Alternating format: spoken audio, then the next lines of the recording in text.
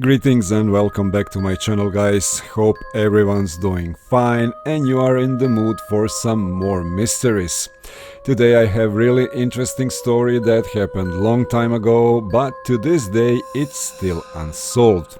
And before we start, please hit subscribe button and like the video. If any of you have your own YouTube channel and you need some background videos, please visit my other channel, Monarch Free Videos. They are all copyright free and you can use it in any way you like. All I ask is for you to subscribe, like and share a link. You can find the link to my copyright free background videos in the description box. Okay, now we can start.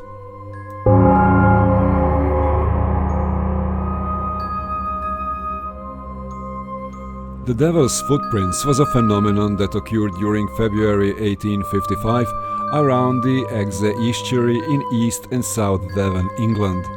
After a heavy snowfall, trails of hoof-like marks appeared overnight in the snow, covering a total distance of some 40 to 100 miles, 60 to 160 kilometers. The footprints were so called because some religious leaders suggested they were the tracks of Satan, and made comparison to a cloven hoof. Many theories have been made to explain the incident, and some aspects of its veracity has also been questioned.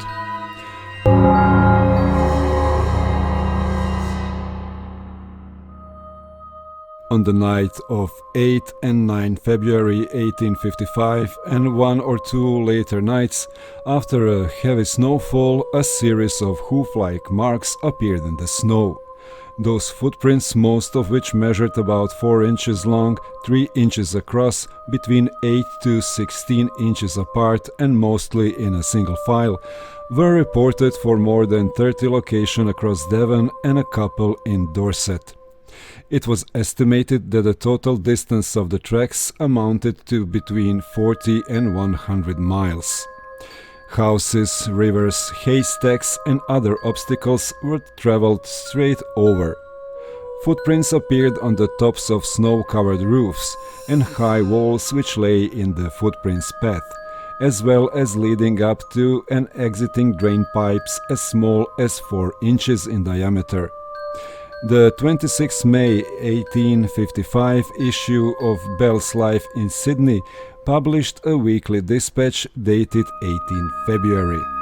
It appears on Tuesday night last there were a very heavy snowfall in the neighborhood of Exeter and south of Devon. On the following morning, the inhabitants of the above towns were surprised at discovering the footmarks of some strange and mysterious animal, endowed with the power of ubiquity, as the footprints were to be seen in all kinds of unaccountable places, on the tops of houses and narrow walls, in gardens and courtyards enclosed by high walls and palings, as well in open fields. The superstitious go so far as to believe that they are the marks of Satan himself, and the great excitement have been produced among all classes may be judged from the fact that the subject has been descanted on the form the pulpit. The impressions of the foot closely resemble that of a donkey's shoes, and measured from 1.5 inches to 2.5 inches across. Here and there it appeared as if cloven, but in generally of the steps the shoe was continuous, and from the snow in the center remaining entire, merely showing the outer crest of the foot, it must have been concave. The area in which the prints appeared extended from Exmouth to Topsham and across the Exe estuary to Dawlish. R. H. Busk, in the article published in the Notes and Queries during 1890, stated that footprints also appeared further afield, as far south as Stontes and Turquay, and that there were other reports of the prints as far as the Weymouth, Dorset and even Lancashire. There is little evidence of the phenomenon. The only known documents were found after the publication during 1950 of an article in the Transaction of the Devonshire Association asking for further information about the event. This resulted in the discovery of a collection of papers belonging to Reverend H.T. Elcombe, the vicar of Kleist St. George during the 1850s. These papers included letters addressed to the vicar from his friends, the draft of the letter to the illustrational London News marked not for publication, and several apparent tracing of the footprints.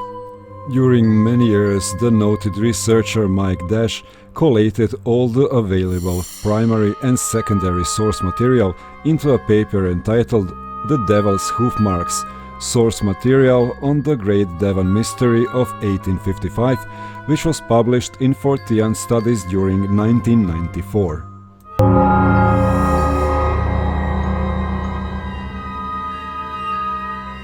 Many explanations has been made for the incident.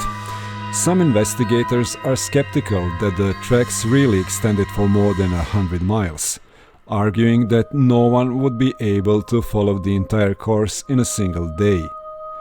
Another reason for skepticism, as John Nicol indicates, is that the eyewitness descriptions of the footprints vary from person to person. In his Fortean Studies article, Mike Dash concluded that there were no one source for the hoof marks. Some of the tracks were probably hoaxes, some were made by common quadrupeds, such as donkeys and ponies, and some by wood mice. He admitted, though, that these cannot explain all the reported marks and the mystery remains.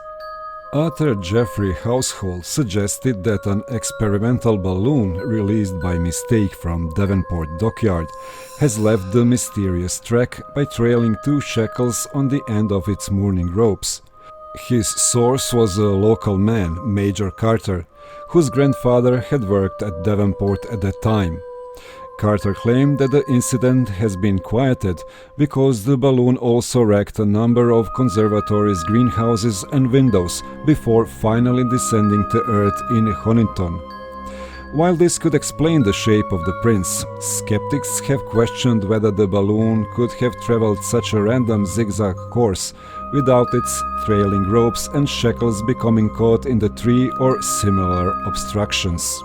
Mike Dash suggested that at least some of the prints, including some of those found on the rooftops, could have been made by whooping rodents such as wood mice.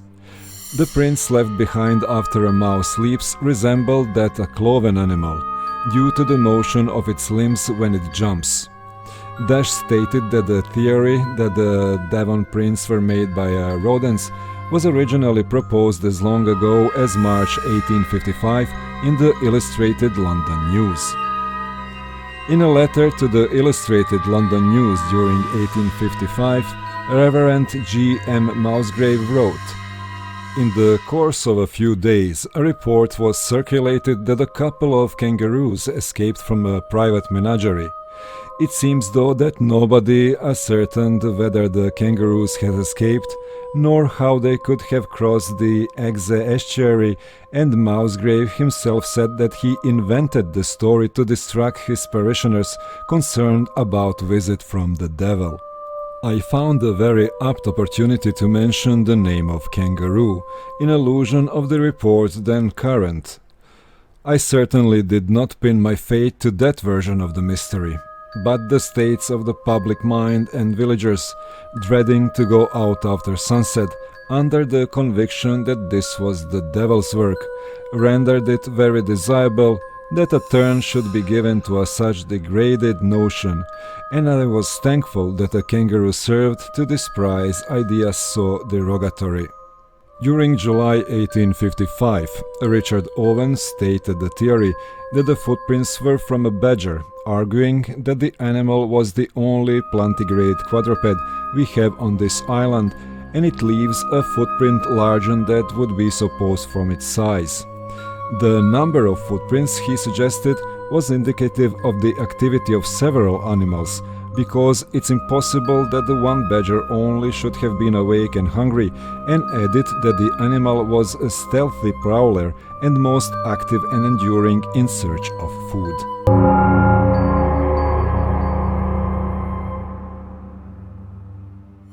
Reports of similar obstacle unheeded footprints exist from other parts of the world, although none is of such a scale.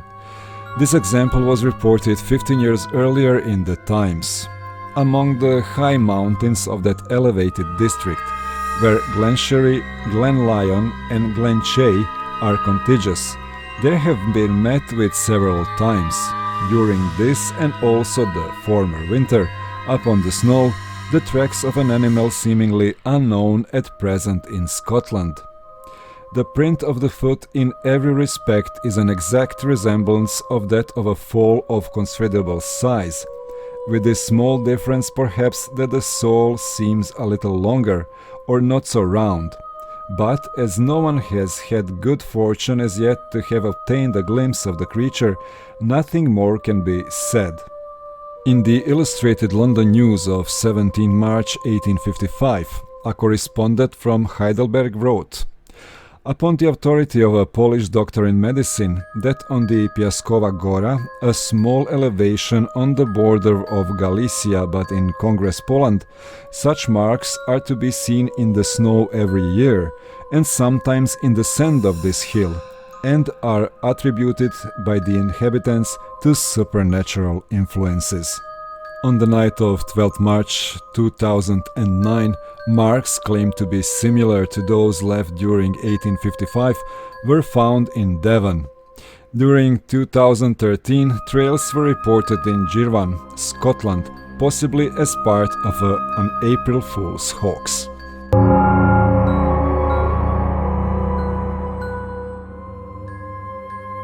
That was an interesting story.